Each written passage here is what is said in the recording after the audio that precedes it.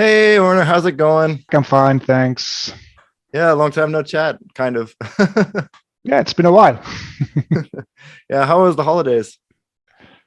Oh, it was good, uneventful, and luckily no COVID, so I can't complain at all. Everything's fine.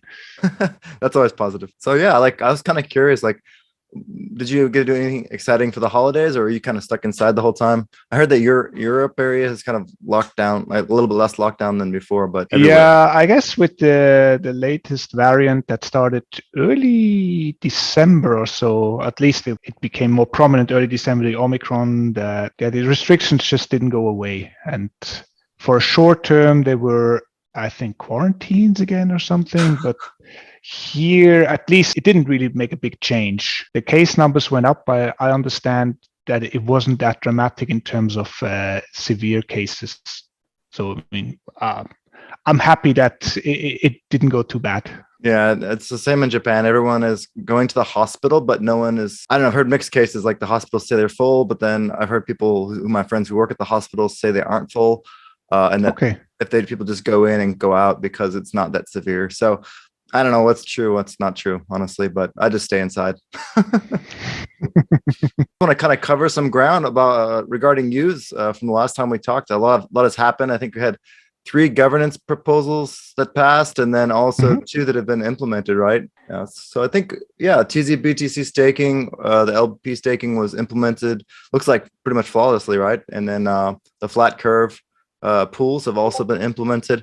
Did you guys do Sure. that yourselves, or did you guys work with Madfish on that? No, we did that ourselves, but this was Arthur Brightman's suggestion. I mean, he had this on GitHub as a suggestion for a flat curve, for a DEX, for one-on-one pairs, like pairs that should be strongly correlated on a one-on-one basis. Yeah, it was something that we thought would really make sense. So in the end, we went for it. Yeah, it looked like a good idea to me. I read up on it a bit. I was curious because you had said in your pool that it was linked to Quipu Swap. Is it implemented using their smart contracts, or did you just kind of take their smart contracts and make your own, or how did that work? That may still be a bug in the front end because originally all the swap function that we had was externally. So Uh, if you were, and actually currently still, if you swap, say, US dollars for use or for tests, you go, sorry, if you swap US dollars for tests, you will go to QuipoSwap. okay, so some pools are Quipu and some pools are using the flat curve then. Correct. Okay. How And many some are flat still curve? on plenty. How many flat curves are total? So we have the UBTC versus WWBTC, and no, sorry, the WWBTC versus the TCBTC, the UBTC versus TCBTC, and the It's a UUS mouthful. dollars versus the wrapped USDC. Okay, so that's three then, right? I think. Yeah, and KUS dollar versus UUS dollars, I think it's there also now, Oh, or it's okay. coming soon. Sorry, let me check. Just I'm not saying any nonsense. Fact checker. No, I mean, I think it's really cool. I used it. I actually used it a lot in the very beginning because we're all preparing to go ahead and load up into the new Youves farm. So I actually, yeah, I loaded up pretty big time. Then I was doing some research and I found UST. So I'll just do that until you guys get the U farm up and running. We do have the KUS dollar as well. Sorry for that. Okay. And I mean, the farms obviously is something that it's a little embarrassing, and we're not happy the way this went. And yeah, of course, we should have done a bit better due diligence. I guess mistakes will happen, and we try to move fast, and we try to implement things with some speed. And yeah, I guess once in a while we move a little too fast, and then errors like this happen. Yeah, makes sense. I don't know exactly what the error is, and I'm guessing that it's kind of a deep technical error, and that's why it's kind of hard to talk about. But do you have any timeline at all for when you think it's going to be fixed, or is it kind of still up in the air? I mean, we wanted to. So at first we thought we had a permanent solution, then the permanent solution didn't work, and then we thought, okay, let's quickly go for a temporary solution until we can come up with a permanent solution. And then also that temporary solution that first seemed like it would work didn't end up working. So Oh, that's okay. how we found ourselves in a bit of a bind. And so we're looking to come up with a permanent solution right away. But this, I don't want to promise a date until I'm sure I know where we are. Yeah, I mean that makes sense for sure. It kind of sucks, but I mean, you guys were doing so well that something was bound to come along, right?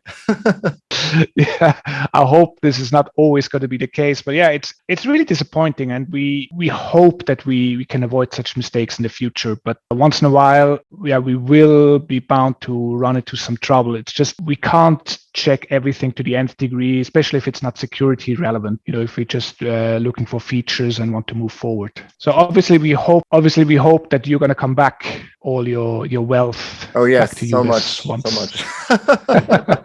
We'll see, we'll see. I'm waiting for the what is it called? The IC, the I'm trying to remember. I was waiting for some financial information the next 2 days to see what exactly is going on with the macroeconomic situation of the world right now. I don't know how this Ukraine thing is going to be affect the price of BTC. It's kind of like either going to go crazy up or crazy down. So just watching very closely. Yep. So also, I wanted to touch today on the buy and burn mechanism. How is that going? You said you're going to implement that sometime. I remember you said you're going to implement it on testnet, and it's on testnet. How is that going? I think it's going quite well from what I hear from the developers. We're looking to release that also fairly soon. I guess we were a little delayed with all the farm issues, so we need to sort out the farms first. And yeah, I guess there's this ripple effect where everything else gets delayed as well. Just so people understand maybe a little better what we're trying to do. The U token currently, this 10,000 U tokens a week get used for incentivizing liquidity. And as far as we can tell, more of these U tokens then get sold than of those U tokens that get distributed to minters on the US platform. So this selling pressure also pushes the price down. We're looking for ways to alleviate that a little bit. So rather than just having the payout of the platform profits, like say in US dollars, directly in US dollars, we want the platform to buy U tokens against US dollars on a DEX and then distribute those U's. As an added benefit, this will also mean that we can have a unified staking pool. Because if we keep adding more and more assets, then you don't want to end up having 17 staking pools for your U tokens because it's tedious. So if we can have a single pool, as long as there's enough liquidity, you will only get U tokens. I think it makes for a much better user experience. Of course, we want to have some safeguards so that the algorithm isn't just paying through the roof for these U tokens, so that it will only trade as long as the price doesn't move too much. And the details of that are in the governance proposal. If it can't trade all the say US dollars that it wants to, it will just try again in the next period and try again and try again. And it'll be like a reserve. That'd be cool. Yeah, and if you withdraw before all the US dollars have been traded, you will just get some of those as well. And same for all the other tracker tokens. Oh, okay. I wonder if that's going to be implemented with like a bot or if it's going to be sort of built into the smart contract. Probably built into the smart contract, but I need to double check with the developers. Okay, that'd be pretty cool. Just have that all automated on the blockchain itself. Yeah, I'm not 100% sure. Have you guys touched on thinking about lockup periods for you? I know you changed the lockup period for UUSD to, was it 30 days or 45 days? Yeah, 6 weeks. 6 weeks, that's right. We thought about that. I think what we're looking to do is some sort of growing participation in the profit share. Apart from this unified staking pool, we're also looking to have some sort of incentive to stake your U tokens for longer.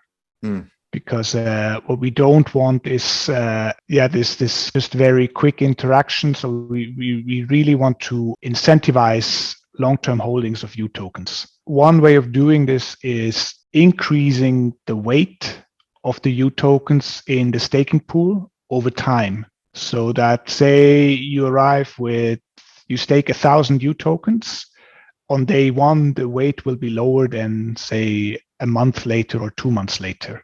Okay. And you will get the profit share proportional to the weight that you have in the pool. That sounds great. Yeah. Does that make sense? Yeah. And then maybe the unlocking period. I was messing around on Cosmos, and it seems like most of them have the bond. They call it bonding. which I haven't seen on Mhm. Tezos so much. Actually, I only think what place I've seen it is on Youves, which is when you had the bonded savings account where you have 45 day, or you have, sorry, 6 week lockup period when Mhm. you unstake. But they have that on Cosmos, and it seems to really keep everyone locked in for a very long period of time. I've noticed it Mhm. seems to be very effective compared to some of these other, ones where you can get in and get out. And maybe even the way Plenty did it with the, what was it, they had a certain amount, 20% fee, or Yeah, there's 40% also fee. something like that. Yeah. I mean, I think in the end, we need to find this balance between really having a strong incentive for long-term holdings and for basically having long-term goals, and not creating too much inconvenience for just the daily needs. I mean, if somebody needs to sell some U tokens to manage their liquidity or whatever, then we need to make sure that we don't punish somebody through the nose for that either. That's true. I've been like messing around on like the different ecosystems, trying to figure out sort of what is like, a good balance. And I think Cosmos did a great job. I mean, they have a huge TVL now on the osmosis. And that was pretty, I just looking at that, it was pretty amazing. I think we could learn a lot from that on Tezos. Also looking at Luna with UST, they have where Mm-hmm. you can deposit your UST, and then it stakes for 20%.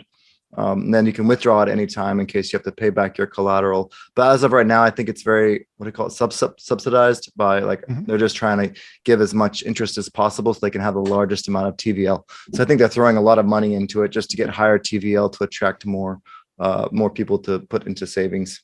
So it's kind of pyramidy, and I think Youves is very anti-pyramidy. It's very slow, organic style. Yeah, I mean that the incentivizing and how much you front load your future gains, and that, I mean, it's really a difficult topic. I mean, how you do need to front load to a certain extent to incentivize early adopters, but as far as I can tell, the way it is working nowadays in DeFi is this is down to a very, very strong, it's to a very large degree. And I think a lot of these systems are not long-term sustainable.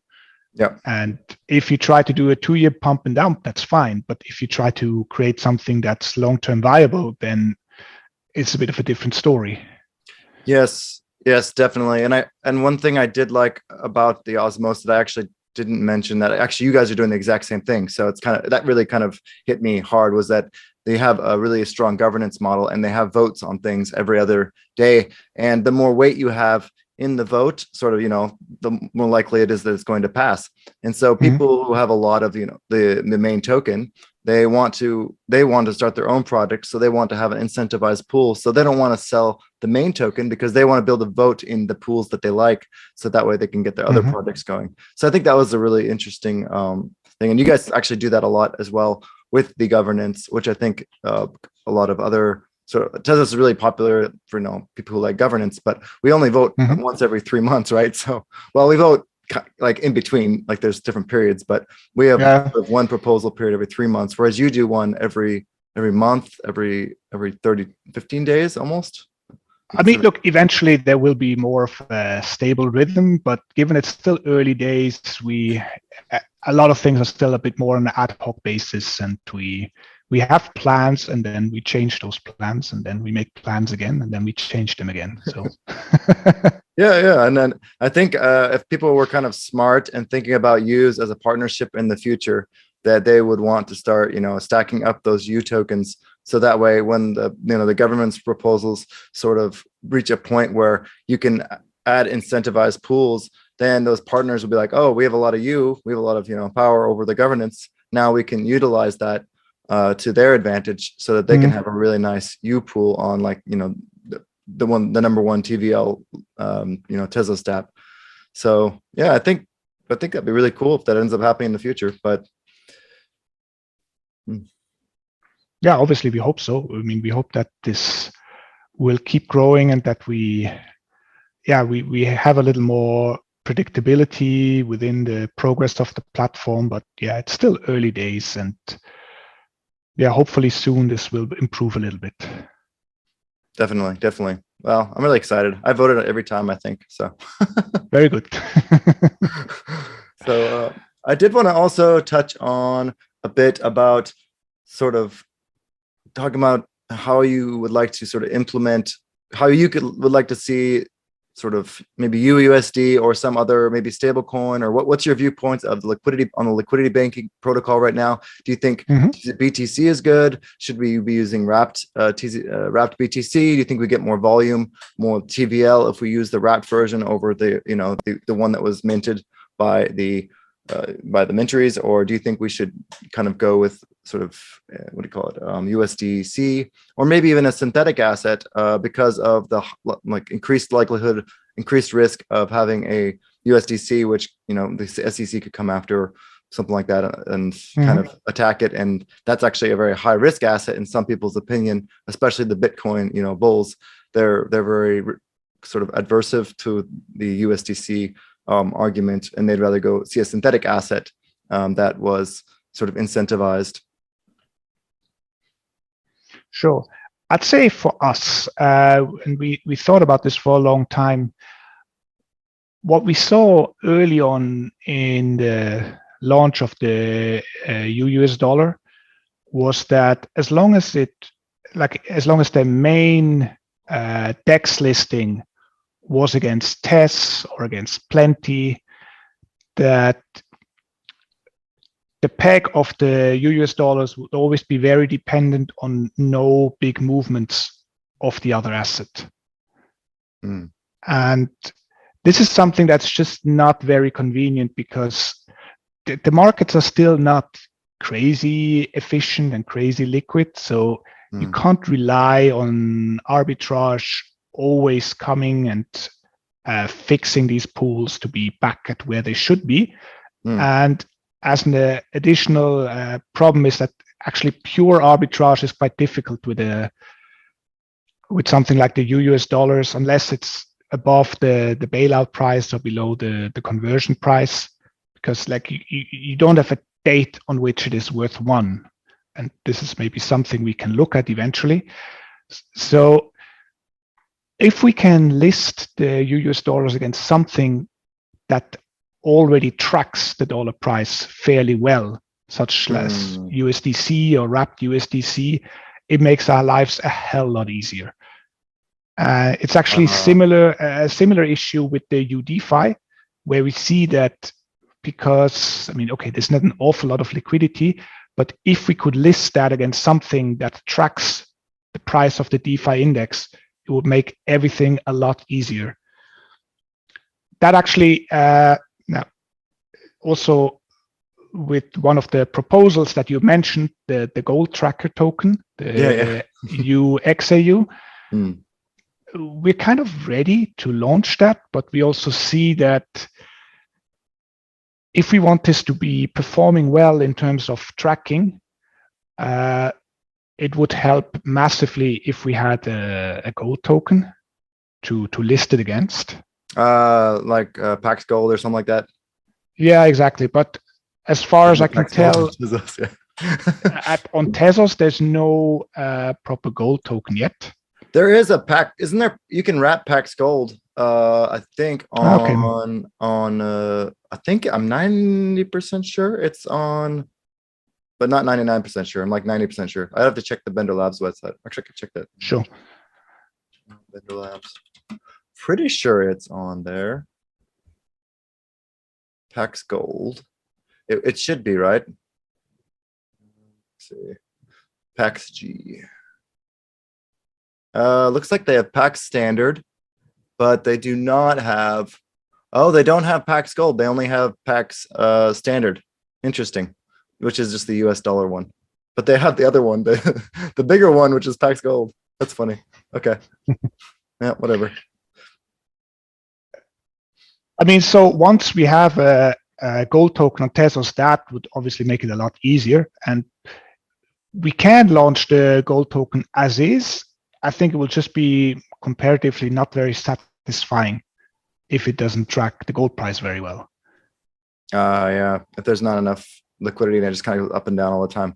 well, it's not really an issue. I think a lot of people would use it in a bear market because a lot you can what was it? There's not much, dollars and gold don't change just nearly as much. They're pretty, I don't know if you say correlated, but they're both like sort of stable assets. So when you mint the gold, you're gonna have like basically people getting free U, right? If it's an incentivized, if you're minting it with the USD, then you're gonna have a lot of people trying to do that because you can get a lot of U tokens from that. So I was wondering how you guys were planning to combat that. Actually, was another question I had. I just forgot to write it down. Yeah, I mean, it's certainly a point that the gold price is less volatile, like measured in dollars, than the Bitcoin price or the test price measured in dollars. I mean, whether that's really an issue remains to be seen. I mean, once we launch it, I think initially we will still have the same collateral requirements, even though they're most likely too conservative. Yeah, I'm pretty sure we can go lower. But before we start adding different collateral tiers, we need to look at this into a little more closely, and then also discuss with the community, because I think having maybe 2 or 3 or maybe maximum 4 like collateral tiers for different types of asset pairs will make everyone's lives easier than if every asset has its own target and emergency collateral level.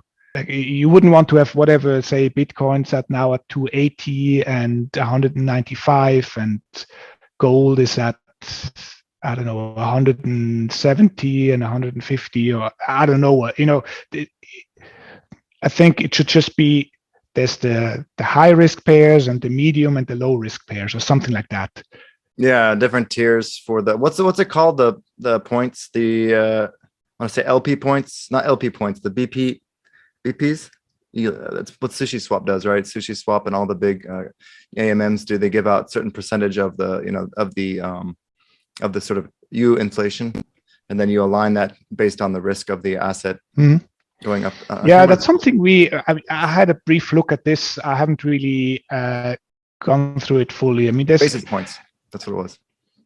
Yeah, there are a lot of potential features that we could suggest to the community, but we also want to make sure we're not just adding complexity for for complexity's sake, because just all of this adds complexity, and a lot of people have now become a bit more familiar with the Youves platform and feel more comfortable with it. But like all the newbies who come, they still struggle with it because they think it's rather complicated. And I'm just a bit wary of adding more and more features that makes this hill to climb higher and higher for people who are new to the platform. Yep, I can see what you're talking about there. It was definitely a big learning curve for me. But once I figured it out, it was kind of ingrained in there. But yeah, I was wondering, what we guys were going to do about the basis point allocation if you did have sort of a stable coin minting another stable coin. I don't know. I haven't seen much. Have you talked about basis point allocations before? No, not yet. Okay. Well, we can talk about that next time anyways. I just thought it was an interesting idea. You're going to have like 4 or 5 million UUSD locked up so people can mint synthetic gold, and then then you're gonna have like a huge vault of like synthetic gold sitting somewhere because they want the U allocation. I mean, yeah, it would bring revenues to the platform, so in a way it's not only bad, but yeah, of course you would want to have the other side as well. Like, hopefully there would be enough buyers for that. Something we need to look at. Cool. So you said the gold was probably going to be put off until you see sort of more of a stable gold coin coming over to Tezos. I think we need to see, like, apparently there's some other projects that are looking to launch on Tezos, but as long as and if they come in the next couple of weeks, then we can postpone this a little bit. If they're unlikely to come anytime soon, then we need to think whether we just want to launch without. That makes sense. Well, it's not a super rush for me. I was just I just kept asking about it because I was really curious. I really wanted to see some like kind of, I guess it's actually what you were thinking as well. You wanted to see some sort of gold asset on Tezos. So yeah. Yeah, I mean that would be very nice, and that's why we suggested it. One thing that it will also be a good learning for us is with the gold asset is it would be the first non-crypto asset that is not traded all the time. So we'd also have to kind of see how that works, because there's different ways to deal with it. It's basically, I mean, you can either say the moment the official gold market is closed that you can no longer trade this, or you can say we're essentially off exchange trading and we don't care, like the price just stay fixed. And it's a trade-off what you want to do, and they both have advantages and disadvantages, but either way, it's not going to be as clean as, say, something like Tez, where you can trade 24/7, but Tez is also traded for 24/7. Yeah, I didn't even think about that. Interesting. Lots to think about. So yeah, and that would definitely be an interesting learning for all of us, just to see which approach works best and how to best deal with this, because different approaches are possible, and we need to see which one actually makes most sense. Maybe going back to the liquidity baking, I mean, as I mentioned, the US dollars against Tez, I don't really see as a great pair, even though, of course, we would love to incentivize US dollars in such a way. It would certainly help the platform from that point of view, but I see overall for users, doesn't strike me as the best solution. I'm not sure whether the liquidity baking will ever include several asset pairs or something like that. And I could see it would make sense. I mean, maybe if the wrapped USDC, or if USDC ever comes native on Tezos, having a US dollar against the USDC or wrapped USDC incentivized by something like liquidity baking, yeah, I mean, that would make a lot of sense. I mean, and it would make our lives a lot easier. And I could imagine it would make some sense to create a Tezos ecosystem as well. But again, then I wouldn't see it necessarily as the only pair. It would make sense if several pairs were incentivized. Yeah, I think that should come eventually. I mean, I think a lot of people misunderstood me as me saying it was a tax. I think it is a tax. I think inflation is technically a tax, but I also don't think it's a bad tax necessarily. So I think it can be used for some really good things, but I just feel like it could be used for something better than TZBTC right now, especially if we want to get the attention of Circle. That would be a way to get their attention, I think. But anyways, that's a different topic. Yeah, what else are you excited about for the Youves platform? Do you have any really cool ideas planned, or? Yeah, so we have a lot of ideas planned. Not sure how many of them are already ready for public discussion. Okay. I mean, one thing that we've had ready for a while, but we just really did not find the time to do it, like to do a proper launch, is the option spreads. Yeah. Because that would also be something that we really, I am actually very keen on launching, but I can just see that we need time to do this properly, because even if everything is 100% ready, the moment you launch it, you're probably going to be busy for a week easily. And if you have some hiccups, you're going to be busy for 2 or 3 weeks. So we can really only do that once all the urgent stuff is done. Yeah, the farms and maybe the farms, and then and the proposals that we have outstanding. Yeah. Okay. I mean, obviously, we would have to run a new proposal for the option spreads, but it's hard to find an ETA right now for for the farms. So okay. I mean, another thing is also, and this is probably not super exciting, but when we launched the US platform and we had the US dollar as our first asset, the learning curve was quite steep, and already the UDeFi had certain features quite differently. I mean, the interest rate response was no longer exponential, it was linear, and it was no longer just once a week, but much more frequent.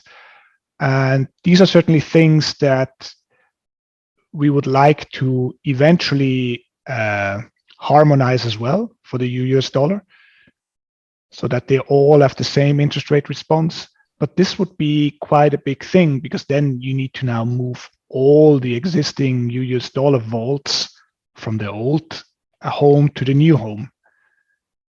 I see. You're gonna have to get all the users to withdraw and put back in. And yeah, for security reasons, you definitely don't have a backdoor. So yeah, there's no backdoor. So we'd have to find a way to do this, and we can't really have two parallel US dollars as long as they're fungible, because then you'd have the US dollar with different interest rates if the response is different. Oh, okay.